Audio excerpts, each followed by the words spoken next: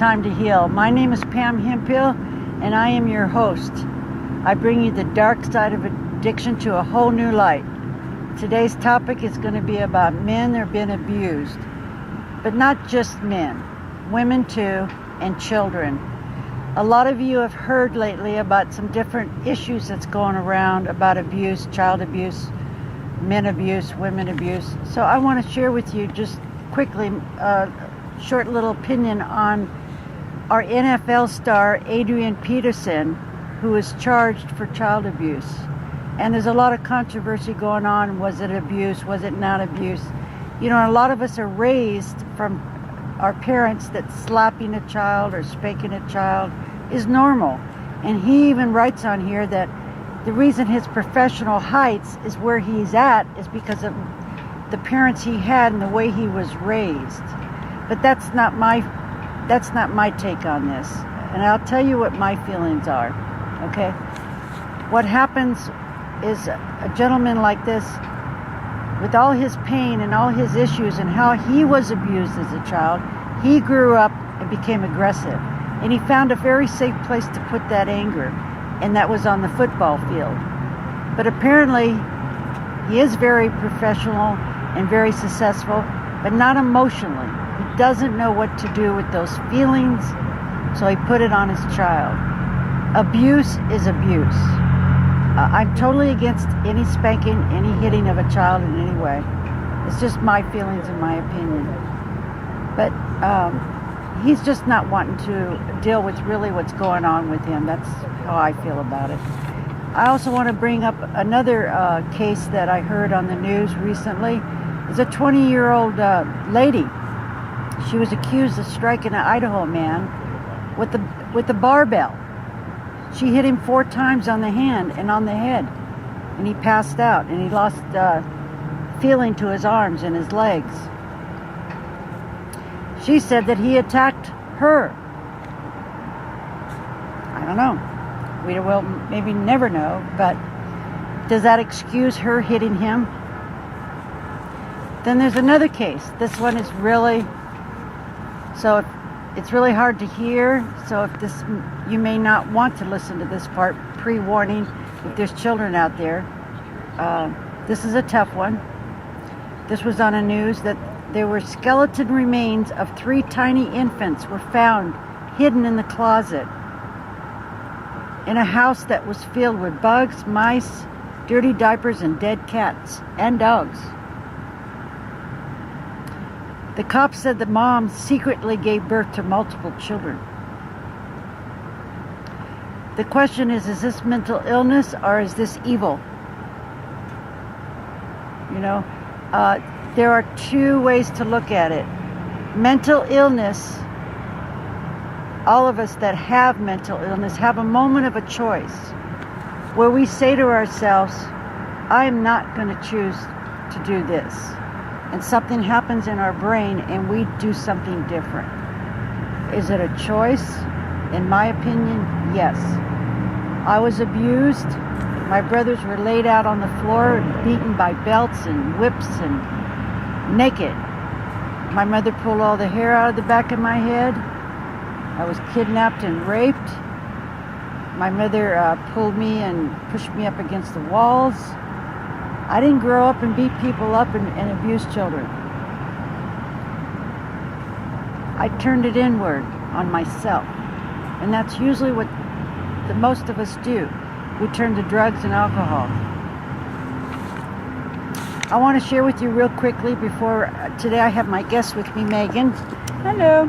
And she's going to be sharing parts of her story. But before she gets started, I want to read.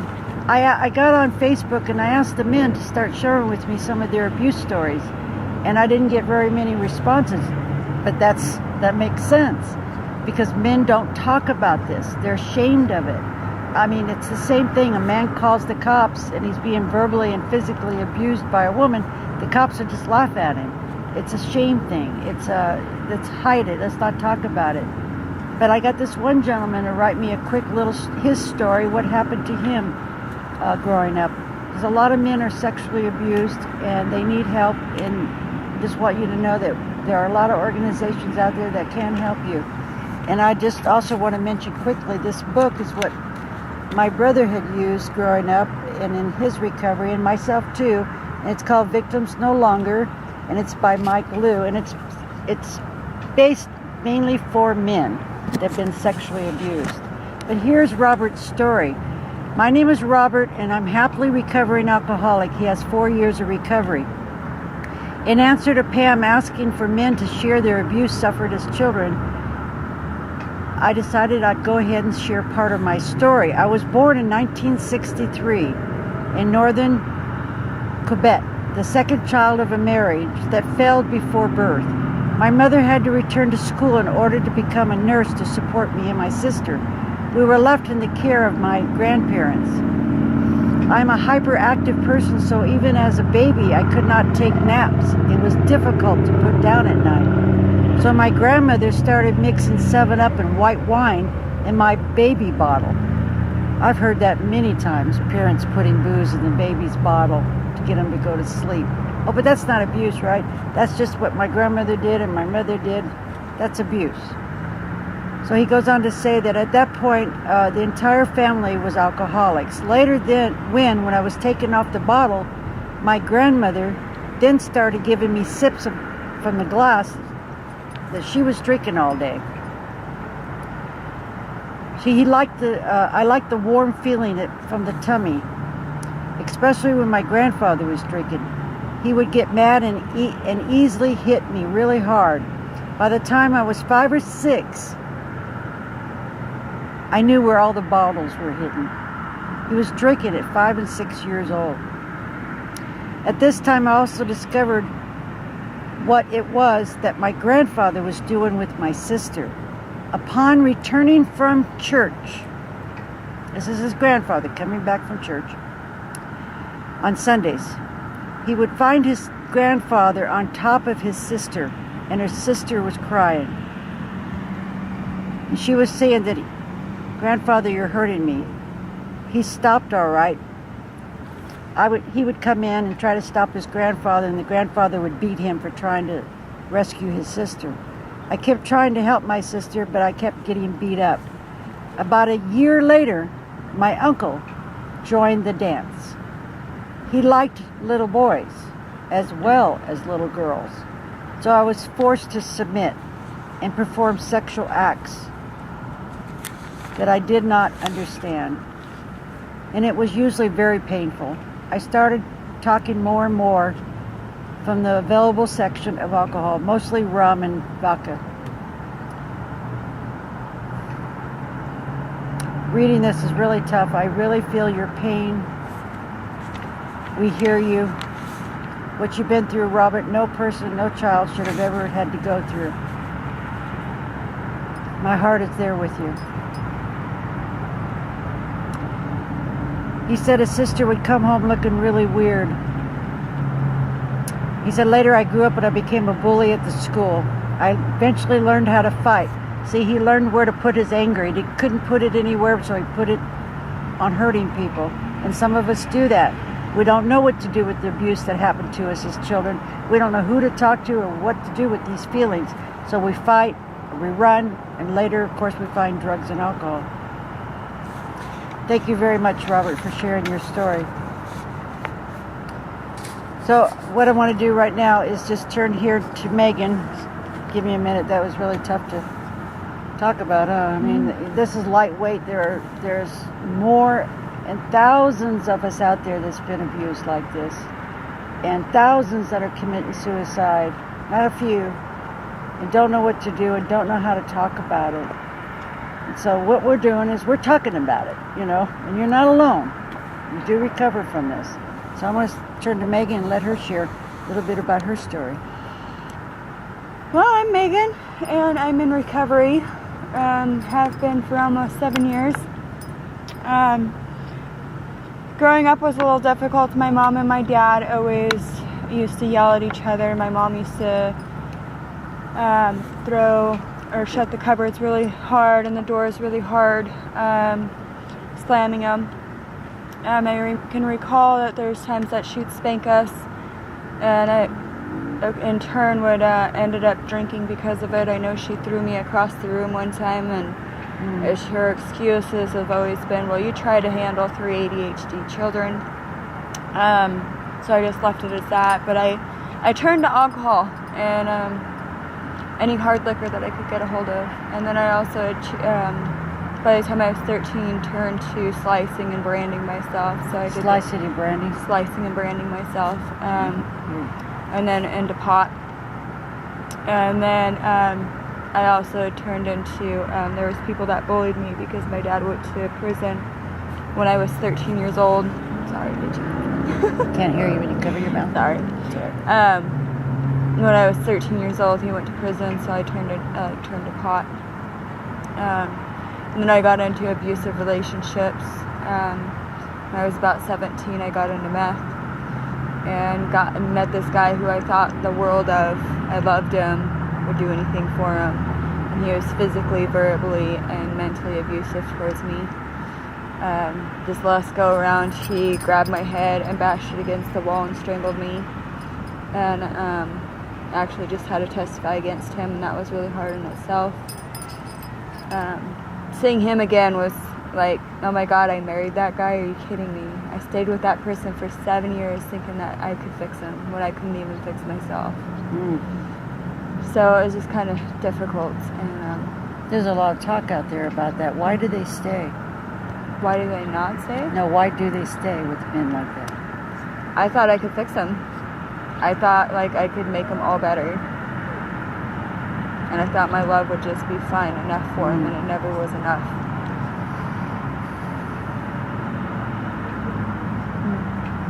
Go on, share some more about you.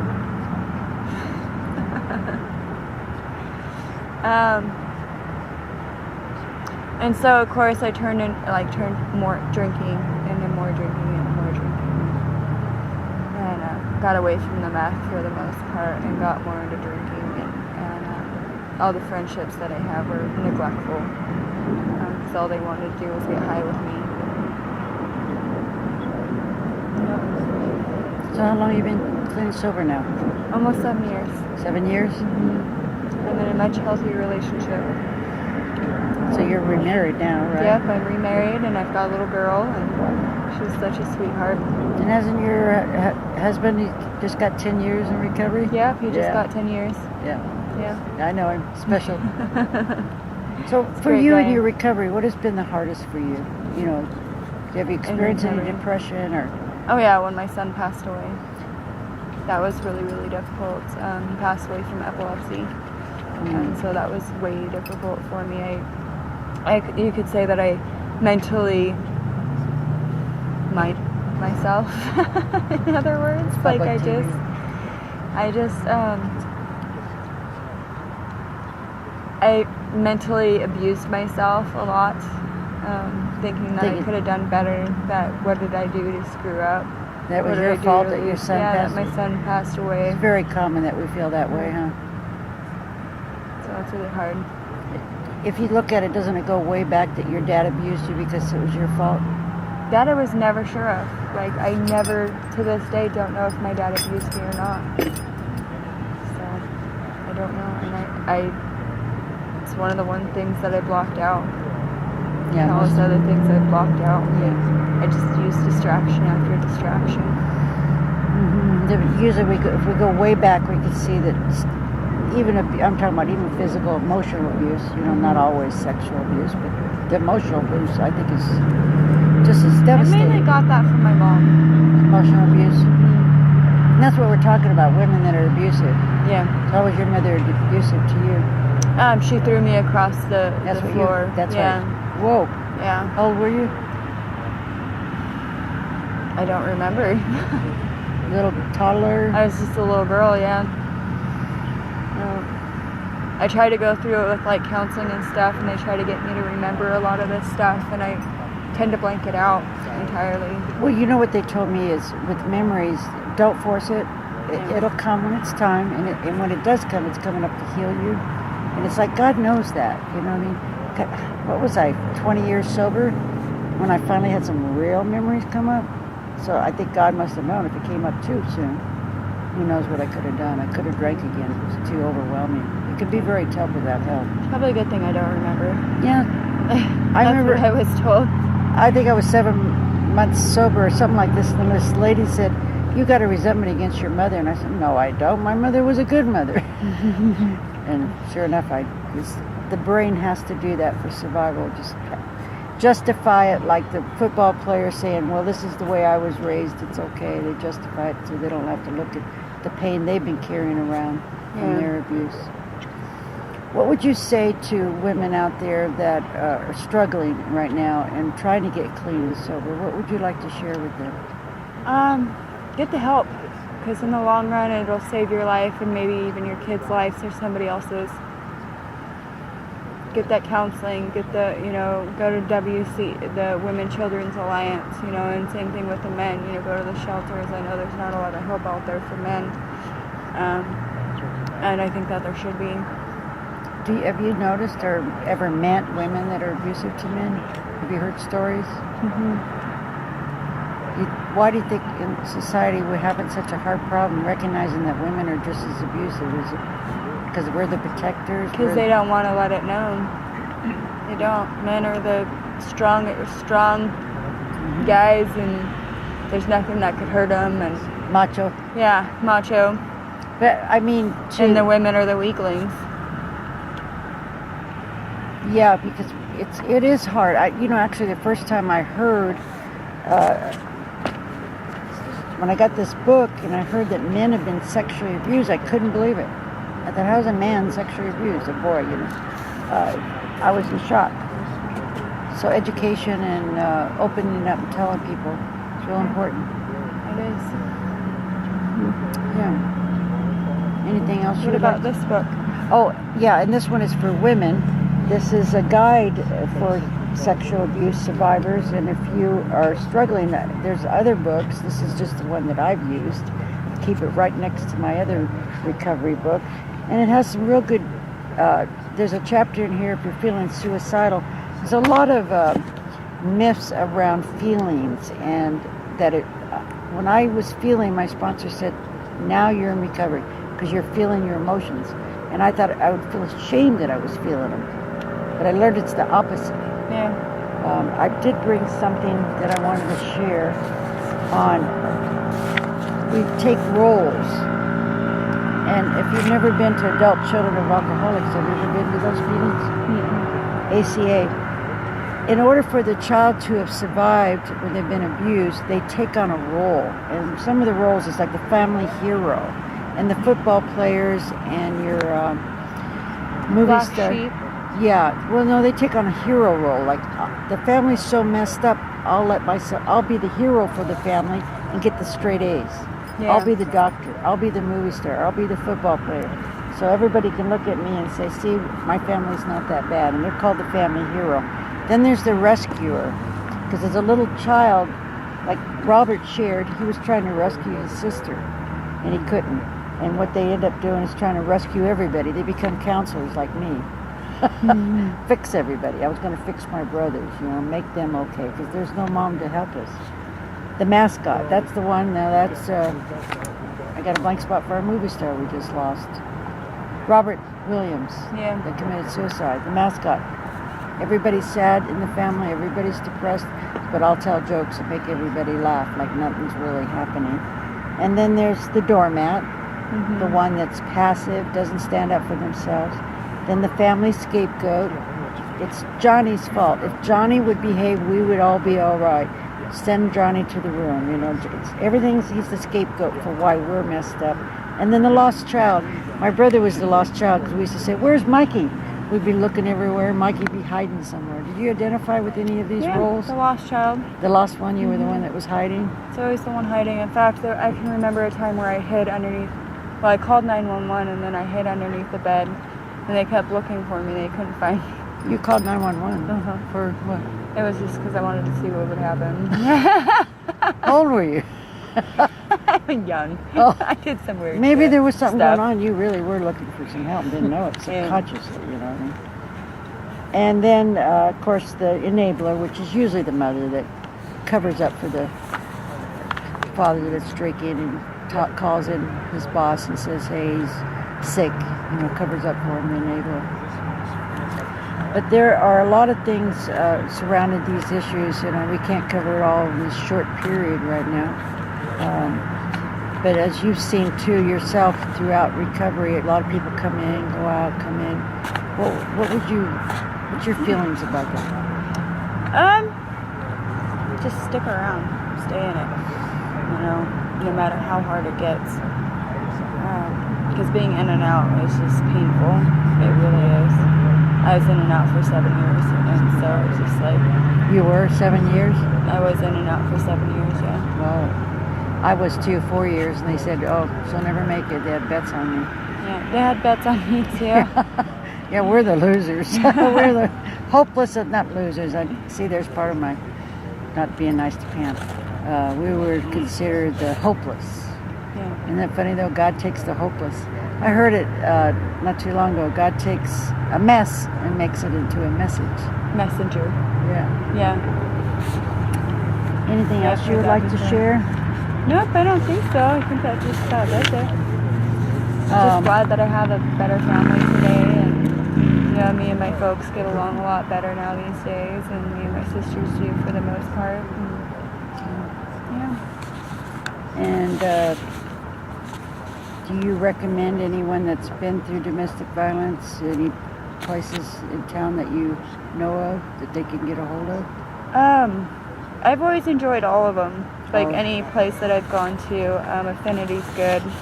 Affinity? Riverside Rehab is another good counseling place. Terry Riley Clinic. I've And been to Terry those, Riley, that's right. They're I really think they have the good. same program for their abusers, I think. Mm-hmm. Yeah. They do. There's also a number I wrote down here for Boise if you know of any children that have been abused. And that number is 1-800-669-3176. We also have a statewide helpline for domestic violence. That's area code 208-384-0419. If you're interested in going to any 12-step AA meeting, central office number is 208-391-3823. And for all 12-step programs in this area, you can call 1-888-277-0068. I'm not quite done with the show yet, but I wanted to make sure I got that in there so people that's listening have some phone numbers. How much time am I having left? Oh, okay. I thought too what I could do today is share a little bit about the problem. I don't know if any of you have ever read any books or been to any ACA meetings. ACA meetings, there's several different ones. There's adult children of alcoholics, and then there's just adult children from dysfunctional families. When me and my brother first started the ACA program, I think I was 4 years sober, and Mike was 8 years sober. And I remember him calling me saying, God, I finally know what's wrong with me. And I thought I'd read just a little bit of this real quick here. This is what they say the problem is. And maybe you might identify with some of this and give a look in your internet and get a hold of these people and maybe check out one of these meetings. And this is what they say the problem is. Many of us have found that we had several characteristics in common as a result of being brought up in an alcoholic home. We came to feel isolated, uneasy with other people, especially authority figures. And boy, sure I did. You couldn't tell me what to do. To protect ourselves, we became people pleasers. You could just run over me and I wanted your attention, and so I just did anything to make sure you liked me. Even though we lost our own identity in the process. All the same, it says we would mistake any personal criticism as a threat, so you weren't able to, because our caretakers, our parents would abuse us verbally. We couldn't trust when somebody would say, I have a recommendations, and we're not criticizing you, but we're giving you some healthy feedback. But because we were raised with people that are verbally abusive, we get defensive. We don't want to hear it. You're criticizing me. No, I'm not criticizing you. Or my sponsor used to tell me that. What else happens here? other things, we become compulsive personalities. We become workaholics. We try to overachieve and make all the money to fix us. It never worked for me.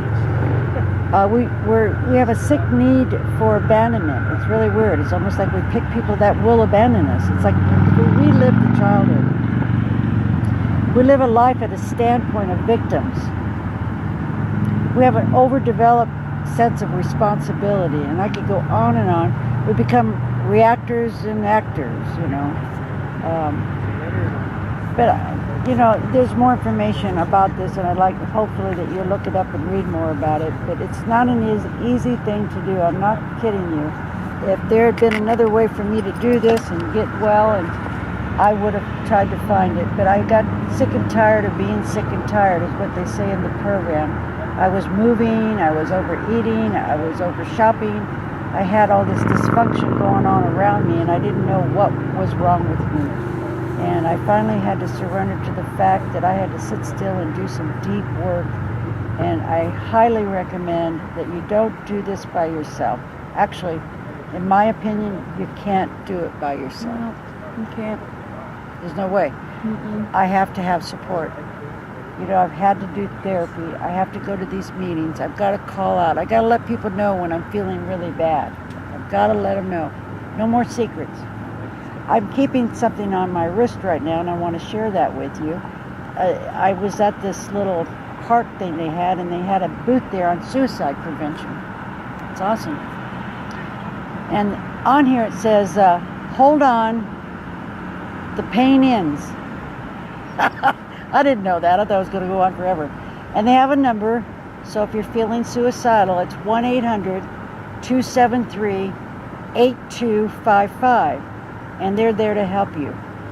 So just, try to remember that. That's self-abuse to try to do it by yourself. I don't do it by myself. And I've been clean and sober for 35 years. Because I'm not going to abuse me anymore. They abused me enough. So why should I keep abusing me along with what they did, Yeah. No, I reach out, I tell you when I'm hurting. Yeah. Who am I trying to impress anyway?